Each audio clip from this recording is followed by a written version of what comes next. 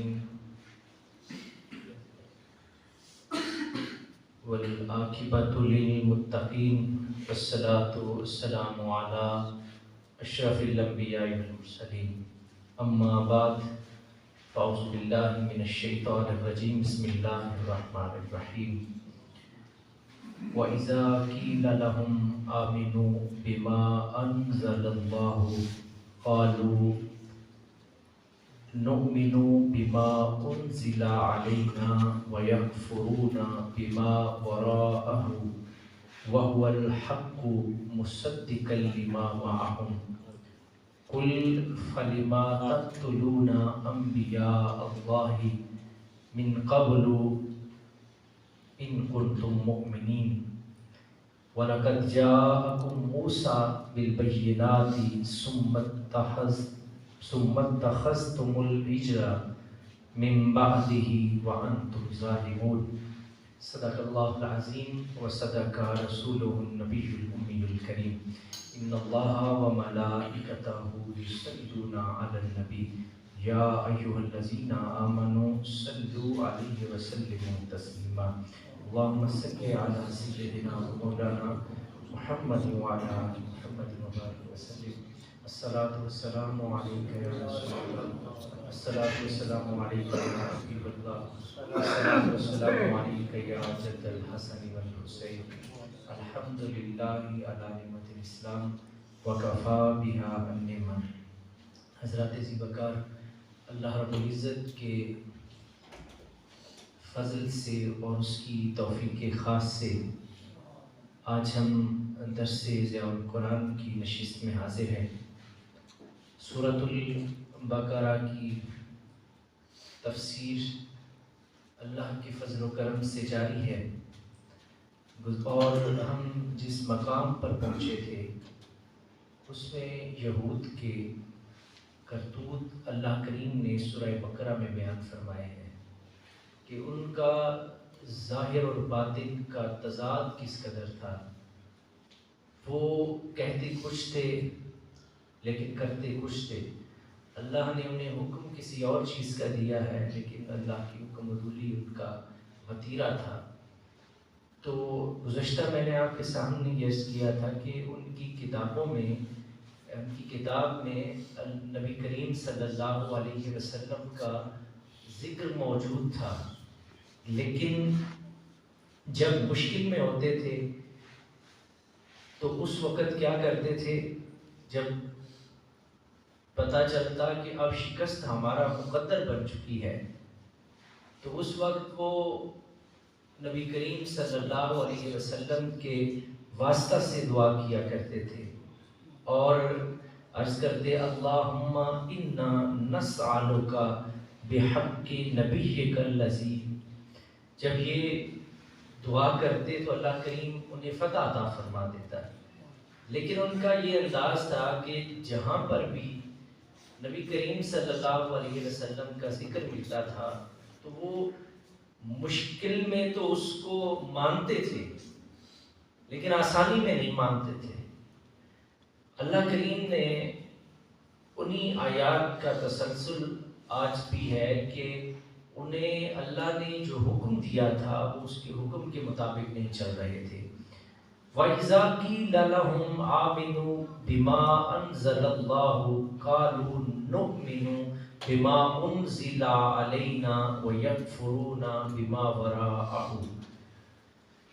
اللہ کریم فرماتے ہیں جب ان سے کہا جاتا تھا کہ ایمان لاؤ ان چیزوں پر جو ہم نے تم پر اتاری ہیں، ہم نے جو کتاب تمہیں دی ہے تم اس کتاب پر ایمان لاؤ۔ بما انزل اللہ قالوا نؤمن بما انزل علینا ویکفرون بما وراءہ۔ تو کہتے کہ ہم تو اس کتاب کو مانیں گے جو ہم پر نازل ہوئی ہے لیکن دوسری کتابوں کو ہم نہیں مانیں گے، دوسری کتابوں کو ہم، لیکن اہل ایمان کے لیے یہ ضروری ہے، محمد رسول اللہ کی امتیوں کے لیے ضروری ہے کہ وہ تمام کتب پر ایمان لاتے ہیں۔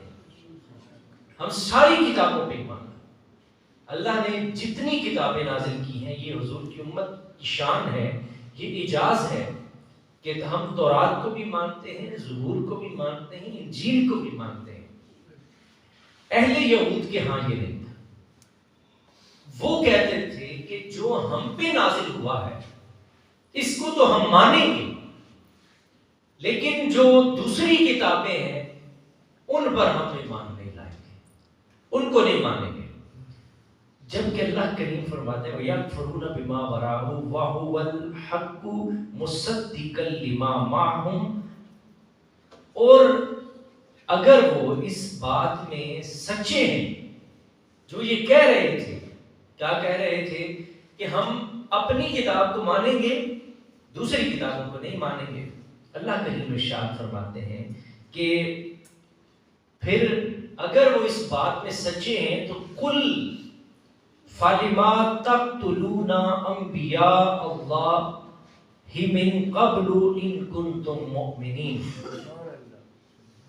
تو پھر چاہیے ان سے یہ پوچھا جائے تم نے نبیوں کو کیوں قتل کیا اگر تم مومنین میں سے تھے،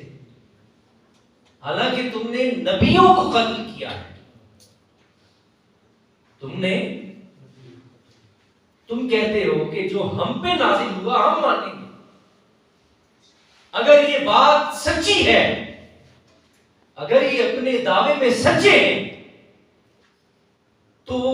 فَلِمَا تَقْتُلُونَ أَنْبِيَاءَ اللَّهِ مِنْ قَبْلُ إِن كُنْتُمْ مُؤْمِنِينَ، اگر تمہارا یہ دعویٰ سچا ہے تو پھر نبیوں کو تم نے قتل کیوں کیا؟ اس کا مطلب یہ ہوا کہ تم اپنی کتاب کو بھی نہیں مانتے، تم اپنی کتاب پر بھی ایمان نہیں لاتے، نہ اپنی کتاب پر ایمان لاتے ہو نہ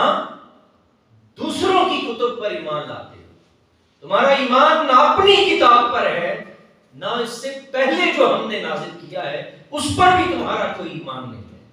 تم اس کو بھی نہیں مانتے۔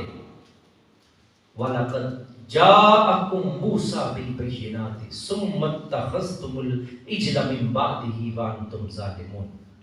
اللہ کریم فرماتے ہیں کہ بے شک تمہارے پاس موسیٰ علیہ السلام آئے تھے